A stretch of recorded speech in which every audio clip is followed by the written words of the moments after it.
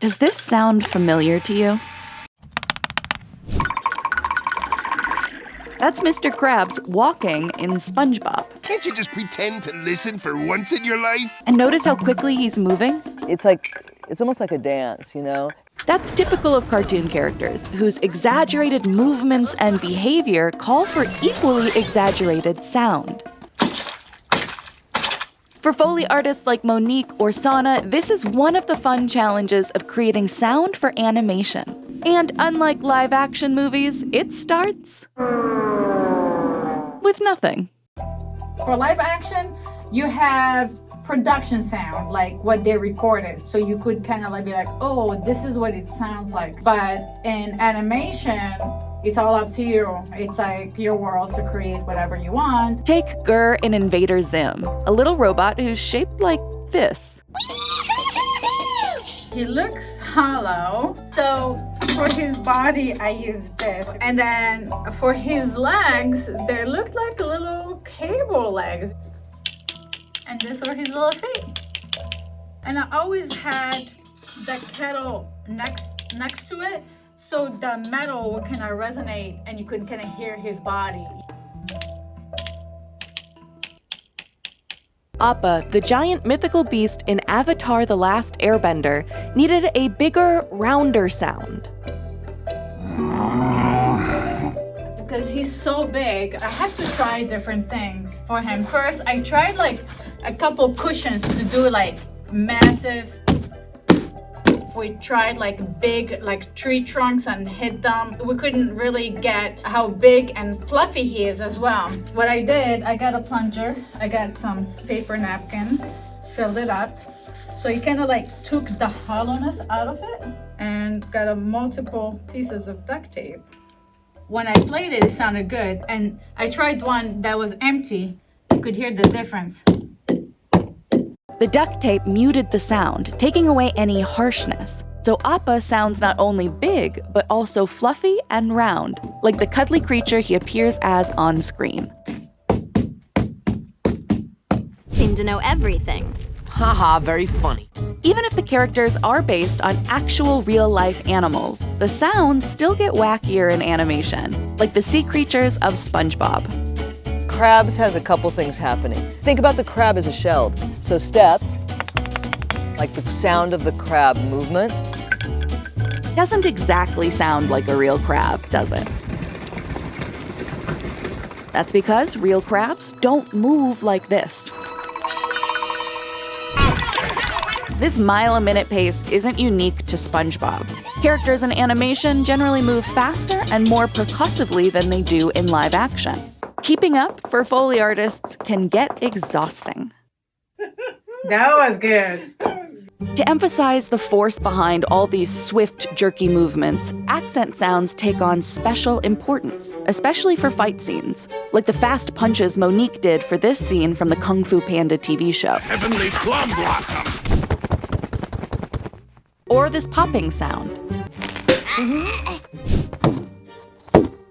Anytime we have a chance to add sound to a scene, we do. Like when they're fighting, anytime when you see those little white lines that go like that, I'll add a whoosh to it. I like using bamboo sticks. You could use antennas or anything that does this kind of sound. Sanaa would also accent the character's fight moves with what's called a shing.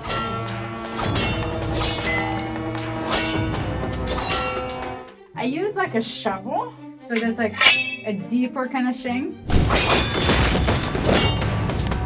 Also, you gotta be careful how to hold the shovel. Like you can mute it, you could make it more ringy. I've used a machete and a shovel. And then I've used this thing. It's not sharp at all with this. Ooh la la, that was beautiful. These, as with most Foley sounds, are often combined with sound effects added digitally by sound designers. So they could get mine manipulated or have theirs. Foley and effects together just really fill it up and make it sound great. This combination of Foley and digital effects is key, especially because there isn't any production sound to begin with. It's up to the Foley artist to fill this empty playground with sounds, each created individually and often layered together. On SpongeBob, for example, the Foley artists would do something called a water pass. We would take a big Tupperware tub and fill it up until it was about this much from the top. And we would do a movement. Instead of cloth, we would move water. So we did all of the props dry, because if we made any of the props sound wet, it would be redundant with the water. But Foley artists aren't afraid to get wet or go over the top, especially when creating sounds for slapstick humor in animated comedy.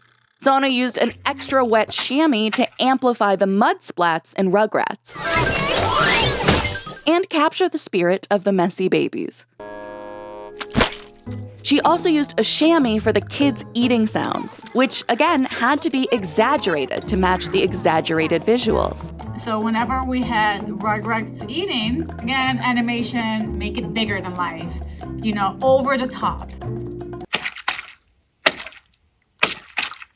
So for that slurping, Gee, they must be really hungry. I'm gonna do an element of chamois, and I'm gonna do a bowl, like drinking out of a bowl. Gee, they must be really hungry. All kinds of mouth sounds tend to get heightened in animation, like Appa with his gooey tongue lick. We wanna get something nice and juicy and wet.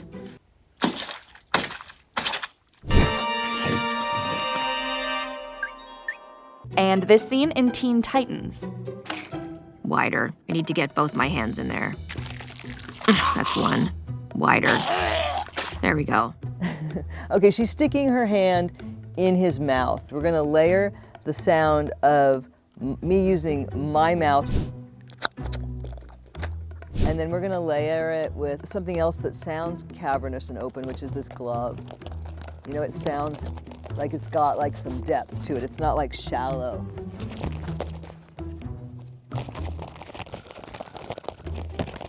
Now let's see. So the mouth sounds get wetter. The movements get faster. And even something as mundane as footsteps gets played up for dramatic effect.